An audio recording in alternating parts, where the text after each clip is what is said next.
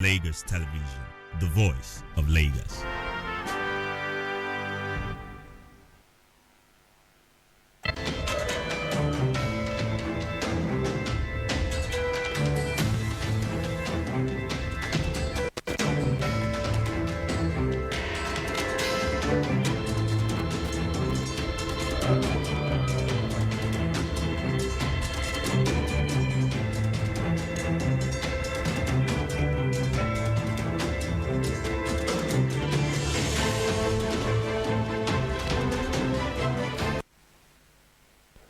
It's Talk Point again on Lagos Television, and we're very happy that you can join us again for this day. It's a day that we have to discuss what is happening at the Lagos State House of Assembly.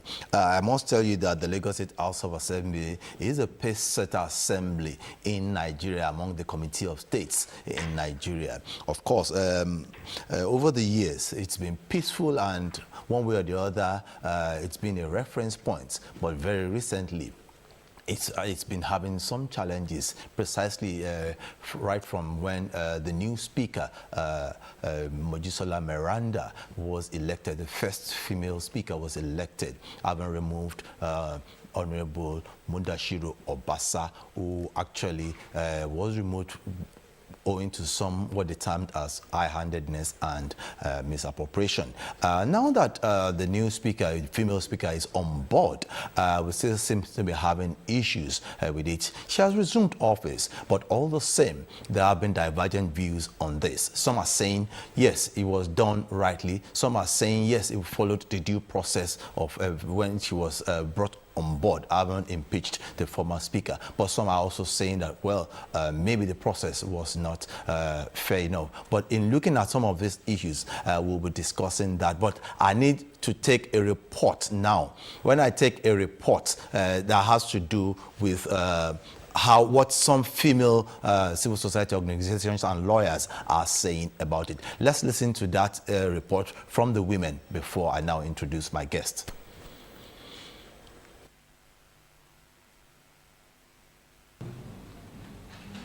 We fully support the constitutional procedure followed by the majority of the members of Lagos State House of Assembly who voted in favor of the decision. This is a testament to the integrity of the legislative process and to the will of the people as expressed by the elected representative. As a first woman, this month on LTV.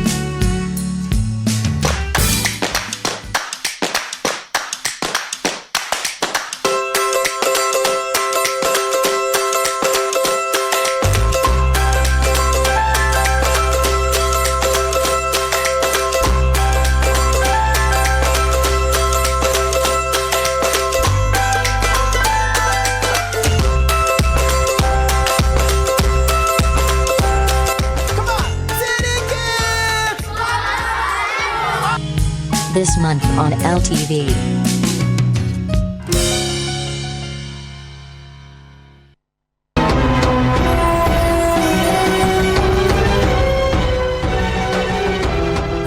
Assalamu alaikum wa rahmatullahi wa barakatuh. Every soul deserves a form of fragrance, but an important fragrance that man must have is that fragrance created by Allah, as it envelopes the entirety of man and completes his essence. Fragrance, your weekly dose of spiritual nourishment and guidance. Sharing the fragrance of love, sharing the fragrance of happiness, because women are the fragrance of life. Join Tinuke and Fadila on Fragrance every Friday at 9:30 p.m. on Lagos Television. For sponsorship and advert placement, please call the following numbers. Fragrance, establishing the essence of humanity.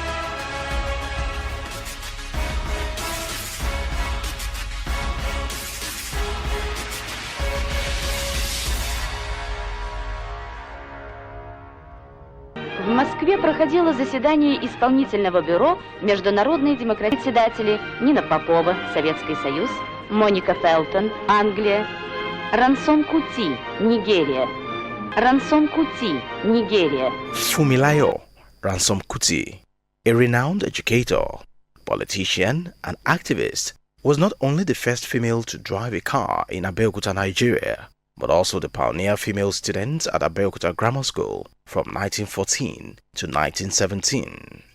After organizing some of the nation's earliest preschool classes and a brief stint in teaching, she pursued further education in England from 1919 to 1923. However, her experience with racism led her to embrace her native name, Funmilayo, instead of a... This is Lagos Television, the voice of Lagos.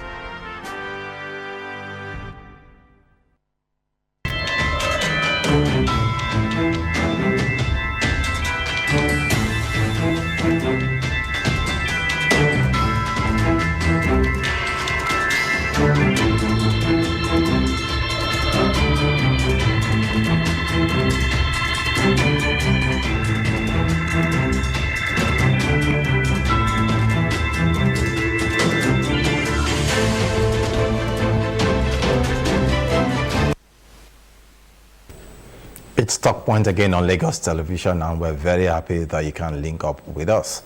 My name is Omololu Rosanwo. Today on Talk Point, we shall be looking at the proposed creation of additional states in Nigeria. Last week, that came up at the House of Representatives. We know that the Constitutional Review Committee, headed by Deputy Speaker Honorable Benjamin Kalu, came up with this idea, and it was actually mentioned to the National Assembly at the House of Representatives that more states needed to be created in Nigeria through the request that was presented. We know that Nigeria has 36 states across the federation, with the Federal Capital Territory, which is also backed by law. But looking at 1963, that was when Nigeria became a republic, there was the creation of additional region, which was the Midwestern region, created out of the Southwestern region. And ever since, there has been creation of states. It also became 12 states. From 12 states, it moved to another 19 states as subnationals. It also increased to 21 states, and presently it moved to 30 states, and we have presently 36 states across the federation. Those are the things that we'll be looking at this moment, and I have two gentlemen that will be doing justice with that with me here in the studio. To my immediate right, I have Comrade Akintunde Adedeji. Comrade, nice to have you on Talk Point. It's a pleasure having me on your program. Thanks, sir. Yes, I also have to my extreme right, I have a legal practitioner, Celestine Ilu. Celestine, nice having you on Talk Point again. It's a pleasure being in the house. Good afternoon, Nigerians. Yes, gentlemen, let's look at the proposed creation of additional states in Nigeria. Let me start with Celestine. You're a legal practitioner. When you heard this at first, what actually came to your mind? Well, I will not say I'm surprised, because it depends on where you're seeing it from, the angle you are looking at it from. But I least expected it. But considering the situation in Nigeria, the kind of society we find ourselves, Nigeria is a heterogeneous society where with diverse ethnic interests. So in such a country, you will see this fear of domination, you see this agitation for creation of more states, you see resource control issue. So these are the things I believe that made this National Assembly to look into this matter. But for me, it's not is not the particular issue we are expecting at the national border now, but they have come to be. Though under democracy, anything is expected. So this kind of situation is expected because they are people's representative. They feel the heartbeat of the people. They know what Nigerians are demanding for. These are what they felt that can help in salvaging the situation. It's a constitutional matter, and the process is very, very wide. That the angle of amending this constitution to enable state to come in is very, very, very vast. So it's just a nip in the board. They're just starting. They are kickstarting. If you look at that section 8 of the Constitution, from I'm talking about subsection 1 A to D, it states clearly the process. You can see the angle of they just received a request by two-third majority of House of Assembly and Senate. We are looking at the following suit by the state of House of Assemblies. Yes. You are looking at local government. You are looking at the memorandum. I know you have a lot to say. We're still going to go into that. Let me quickly give Comrade Adedeji the floor to also speak on this issue when you heard about it. Well, to me, the proposition by the House of Rep Committee on the Constitutional Review to create additional 31 states is a misplaced proposition, so to speak. It's unnecessary at this time, and it's ridiculous. Simply put, how do you mean when you say it's misplaced? Because there are always two sides to a coin. If you look at it from this side, another person is looking at it from the other side. So why when you say it's a misplaced? Misplaced because it's not what we need at this point in time in this country. Because we have existing states already who are unviable, that rely solely at the center for federal allocation to survive. Now creating additional 31 states, as we are just making things difficult. As they will now become a glorified local government. So it is not at this point in time. What we should be looking at is the evolution of powers to the existing states that are already on ground, so that they can control their resources, manage their resources, and contribute, an agreed percentage to the center. That is what we need at this point in time, not creating additional states. Okay, just like you were saying before now, Celestine, there are certain conditions to be met for the states to be created, if they are to be created in the first instance.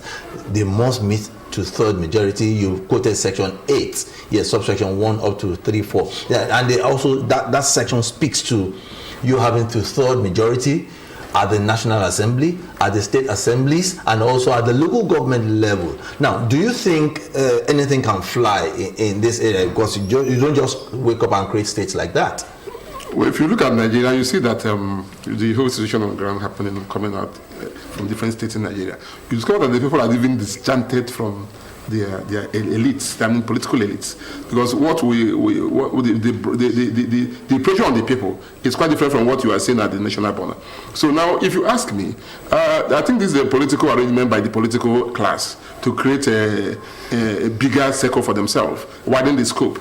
Because if you look at it, most of this, I'll go to your question, but I want to broaden this a bit. If you look at it, most of the states are not even living up to the expectation. They are not viable. There are some states that need to even merge up with other states.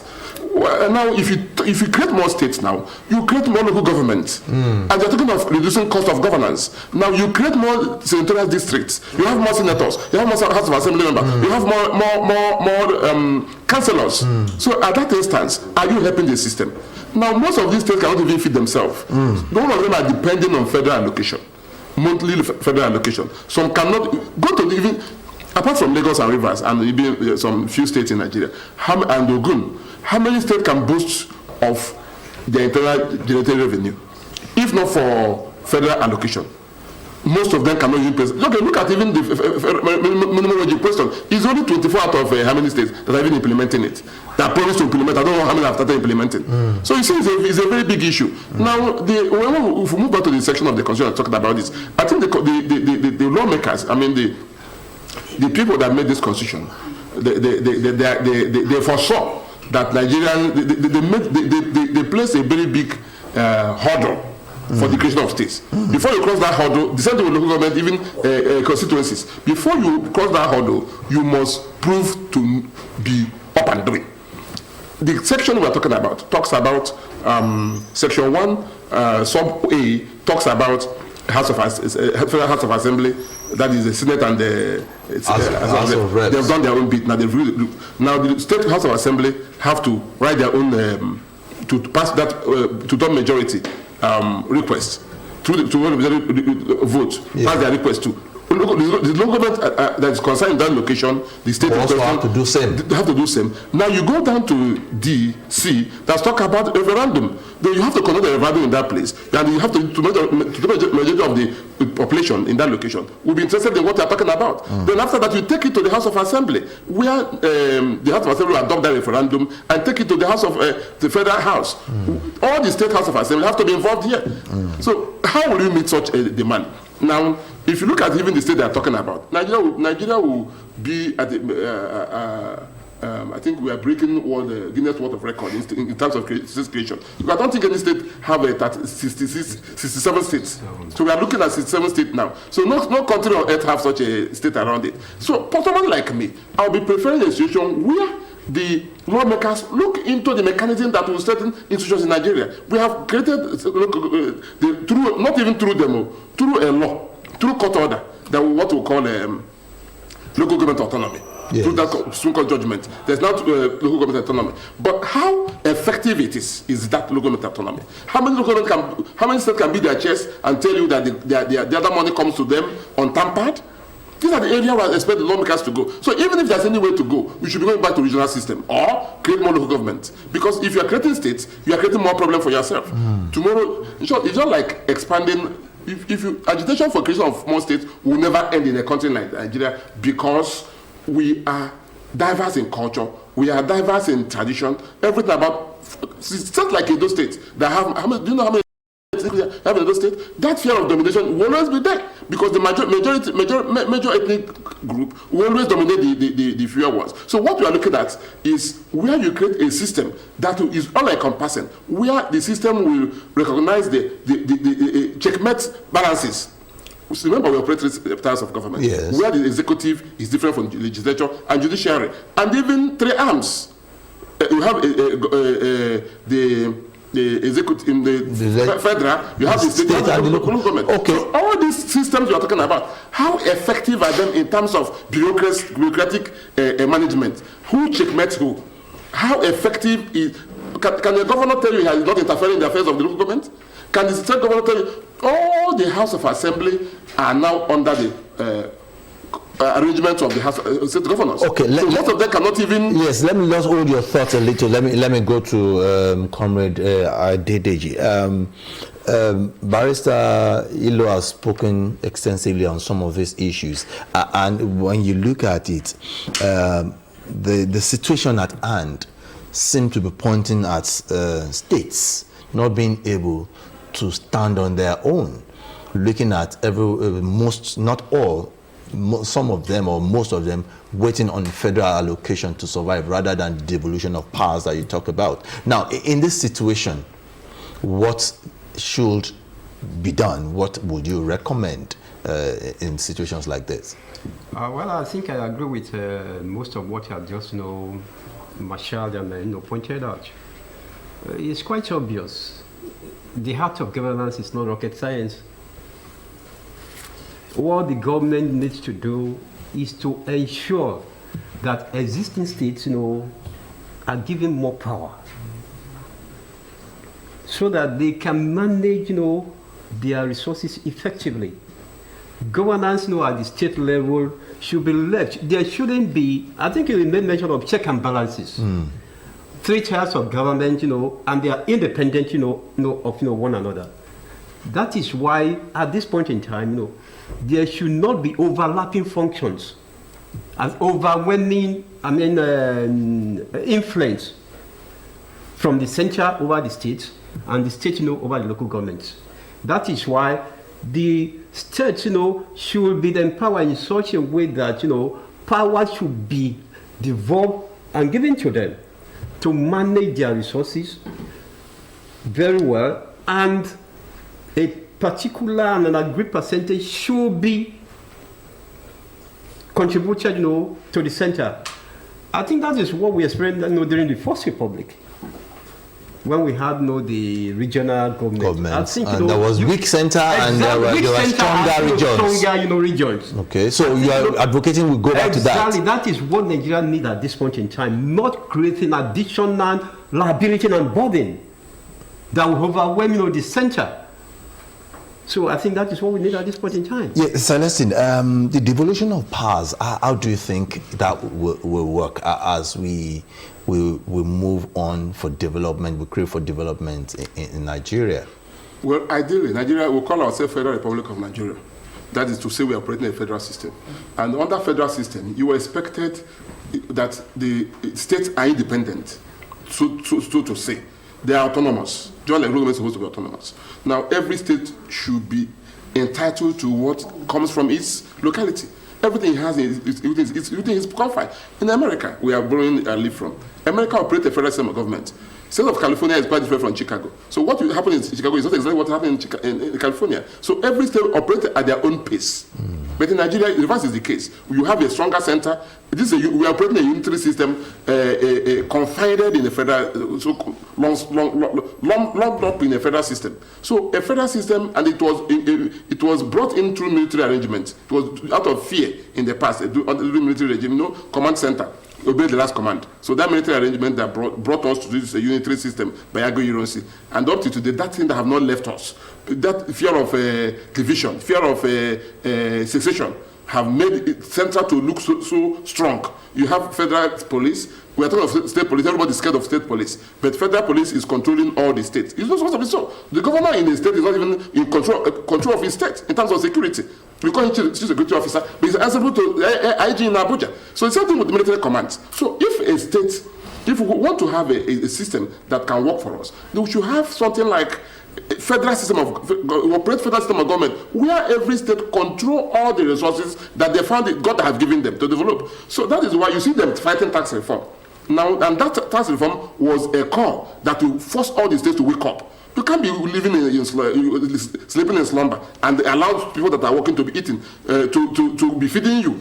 There are some states that don't allow alcohol consumption, but the states that allow alcohol, you derive fund from those ones that consume alcohol. So if you don't want to develop, remain at your own pace, and that is why resource control and federal system have to come in place. But those weak states, controlled by political juggernauts, will never allow the serious ones to move ahead. That is why somebody like me will tell you, let us reshuffle the system, operate federal system and regional government. Let every region operate at their own pace. If you want to develop, that's their own business. Like for instance, states like the northern states will be talking about solar energy. They have it in abundance. They're talking about agriculture. Now, states like Lagos is very serious about security. But you can see the influx of people that are not serious enough coming down here to disturb people here.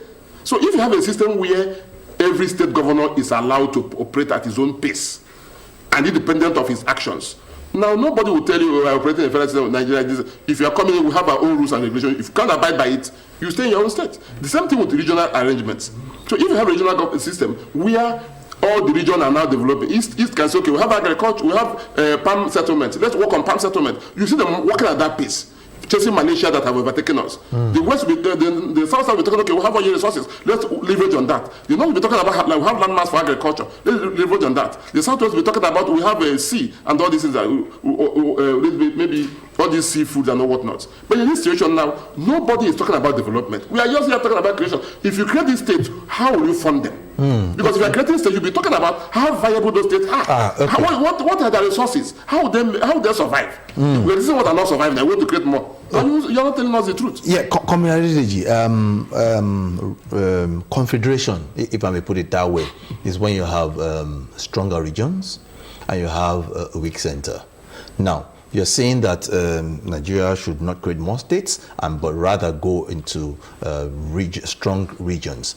Now, in doing some of these things, if you recall, during the western region, the eastern region, the northern region, we used to see development. We used to see, when we were growing up, we saw the groundnut pyramids in the north. We saw the rubber plantation, and the cocoa plantation in the south. We also saw some palm oil and everything in the eastern part of the country. Now, what are we doing? Are we not supposed to be looking at the direction of creating more stronger states and stronger regions? And if we were to do that, what would be your own advice? Without mentioning words, I think I've been a proponent of the regional type of system of government. And that is why a lot of education is needed. Yes, to project a little. A lot of education is needed. Irrespective of the current tax reform bills, which the National Assembly should dissipate much energy on. Simply put, tax reform bill says you should generate within your states what you produce, generate internal generated revenue, and contribute to the center, not waiting on the center for pittance or for monthly allocation. Which is never. For how long are those states going to develop? How will growth and development come at a very faster rate to them? That is why it is imperative. It is high time the states look inwards and stop depending on the center for federal allocation. That is just my simple advice for them. Okay, yes, let me go to Celestine as we also round up now. We are advocating also that the National Assembly should dissipate more energy on bills and things that will make Nigeria grow and better. In this light, what's your own recommendation too? Well, my recommendation is for them to strengthen the institutions. We have talked about local government autonomy. They should be looking at bills that will strengthen that autonomy, ensure that the state does not encroach on that fund that comes from federal allocation that is allocated to local government. If everything is well and functional at local level, nobody will be interested in what is happening in the state. I'm supposed to be more concerned about my local government chairman activities more than even the state governor, because the grassroots government is closer to me. I'm supposed to know what my councillor is doing, what project is coming to my locality. That's what will happen. If you are driving around in Lagos, you are driving within your district area, you don't stay in Abuja. You don't stay in nobody. I don't think many people are living in